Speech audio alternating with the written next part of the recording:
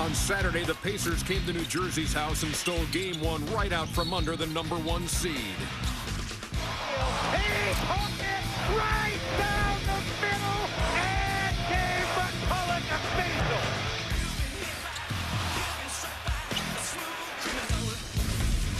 For Seattle, the Glove and the Sonics must find a way to derail the Duncan train or be pushed one game closer to elimination.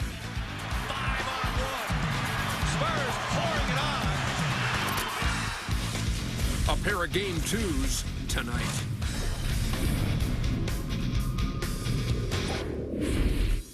And we welcome you back to the NBA playoffs on TNT. I'm Ernie Johnson. It is night 3. All 16 teams have played one game now. And for the most part, things have gone as expected. The 4 teams with the home court in the West are sitting on 1-0 leads as we check out the AOL brackets. The top-seeded Kings and the Mavs and the Lakers all challenged, but all won, while the second-seeded Spurs got a triple-double from Tim Duncan to beat Seattle by 21. David Robinson left that game with a bad back, and he will not play in Game 2, which you'll see later here on TNT tonight. Now in the Eastern Conference, higher seeds were able to prevail in Detroit and in Boston and in Charlotte. But the Nets, with a #1 seeding in the East and an MVP candidate in Jason Kidd, stumbled in their home opener. So tonight, the Nets will try to pull even with the Indiana Pacers. That's the starting point for our NBA on TNT playoff double dip. Indiana at New Jersey. Let's turn it over to Dick Stockton. Continental Airlines Arena off Route 3 and in East Rutherford, New Jersey. This is where the Nets can ill afford to lose again at home as they look to bounce back against the Indiana Pacers, who stunned New Jersey in Game 1, and they are out to take command against the pace setters in the Eastern Conference.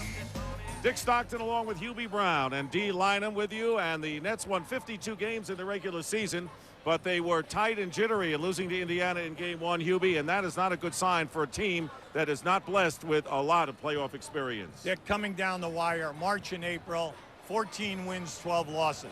Why? Todd McCullough, their starting center, 7 foot, 280 pounds, a scorer, shot blocker, rebounder, is out with foot problems. He's back now, but he lacks lateral movement. He only gave them 21 minutes in Game 1. Other problems. Could not make a 3. Wide open, 2 for 11, only got to the foul line 17 times. Compounded problems with 17 turnovers. Few things must happen. Kerry Kittles must get more than 9 shots, and will they double team and go against their defensive schemes? Will they double team the post players, especially Jermaine O'Neal? Now, the Nets did do some great things in Game 1. And you can see they win the battle of the paint by +16. Fast break points, 50. Sure, they would like to have had more fast breaks, but it didn't happen. Second chance points were a major plus. Their bench was outstanding. And then you can look at the block situation, 8-2. Now, Dick, up 1, last 5 possessions, they come in with 4 turnovers. They go up 1, down 6. NBA basketball is all about execution at the end of the game. So, Hubie, it was there for the Nets in Game 1, and certainly the Pacers are not celebrating. They're taking that victory in stride because if you remember last year, they beat the top-seeded Sixers in Game 1, then were swept 3-1. But what won it for Indiana? Well, first, you look at the shooting. The shooting was outstanding. Up above their season average, shoot 46%. They go 4 for 9 in threes. Well, you got Reggie Miller on your team. Then they get to the foul line, good foul shooting team. They shoot 75%, get there 20 times. Now, also, they forced, with their steals and their forcing turnovers, they are out there and forced the Nets into 17 missed plays. But the major factor in this game was front line, front line. Now, the starting front line for Indiana, we have Jermaine O'Neal.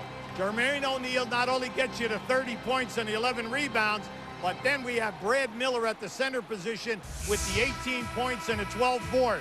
Ron Artest comes in big at the small forward, 12 and 6.